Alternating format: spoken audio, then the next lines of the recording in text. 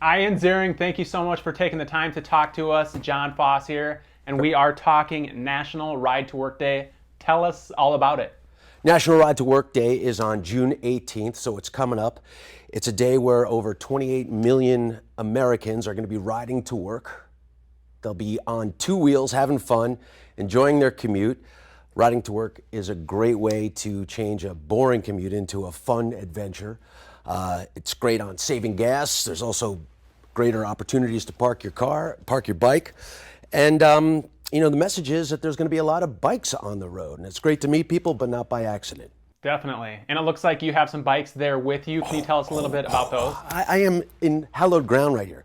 First of all, let's look at this thing. If I was a little kid, this little Yamaha, it's a 65cc single cylinder dirt bike. And when I was a kid, there's nothing I wouldn't have given for this bike. Oh my gosh, I didn't have anything like that. I used to lust after things like that when I was a little boy. It was the best thing ever. So now it's available to little kids.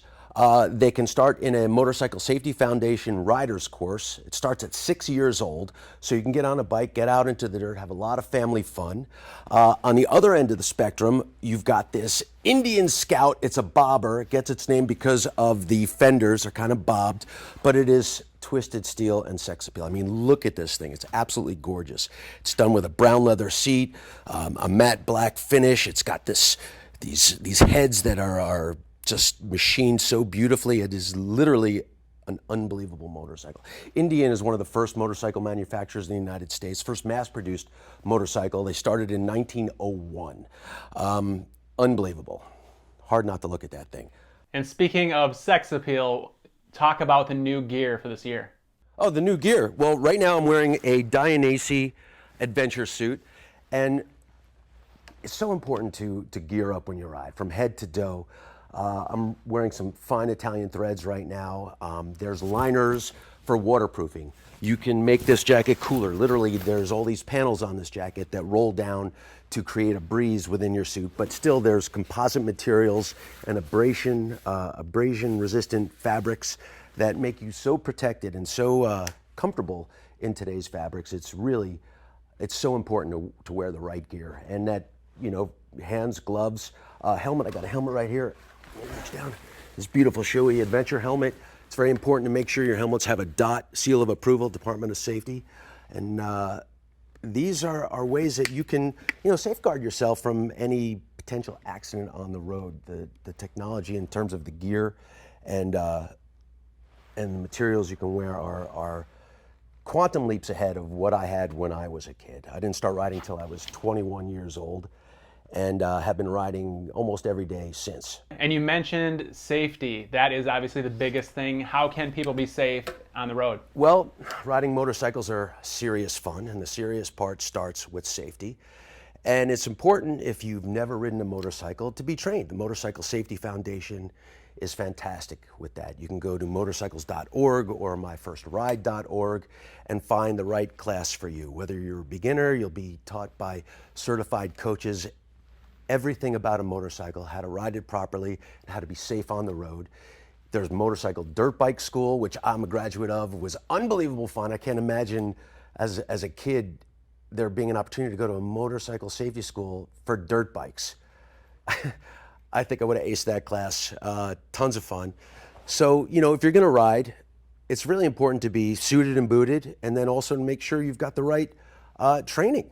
Again, it's serious fun, but fun is what it's all about. All right, well, we can't talk to you without talking a little bit about your career. So the last Sharknado is in post-production right now. Absolutely. It's the last Sharknado. It's about time. First of all, what are we going to see, and what are your thoughts as far as this being the last Sharknado? Are you sad? Are you happy to move on? How are you feeling about that? All good things come to an end. My mom taught me that when I was a child, so I understand this is a natural progression of everything. And being a part of Sharknado has been just an unbelievable experience. I get to play an action-adventure hero in a science fiction movie. This is like two bucket list items all in one for me. That this is the last one just makes me very proud to be a part of a project that has touched so many people in a positive way. And not just here in the United States, but all over the world. It's another iconic property that I've been a part of that I'm real proud of. I'll be sad when it's over, but I'm grateful for the experience while it lasted. And one of the big trends in TV right now is bringing back huge shows from the past. There's been Roseanne, Murphy Brown is coming back. Yeah. Is there a chance that 90210 would ever come back as a TV show, a movie, So or you're in any... saying there's a chance? Of course, there's always a chance.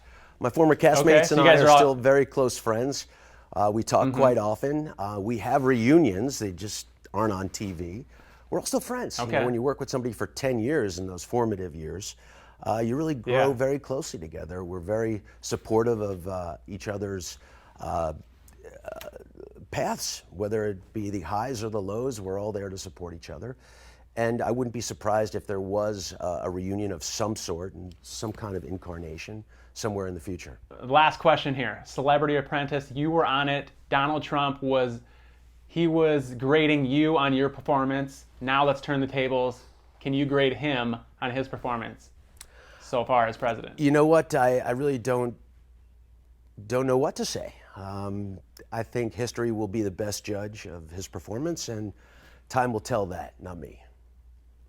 Yeah, and he just met with Kim Jong-un, which nobody would have ever thought would happen. Do you have any thoughts on that? I mean, that's pretty shocking. You know, I pray for the best.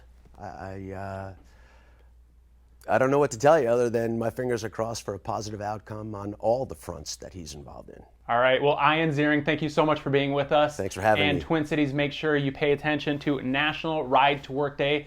Be safe, get on your bike, have a great time, and a great, fun ride into work. Thank you very much. Absolutely. Take care, everybody.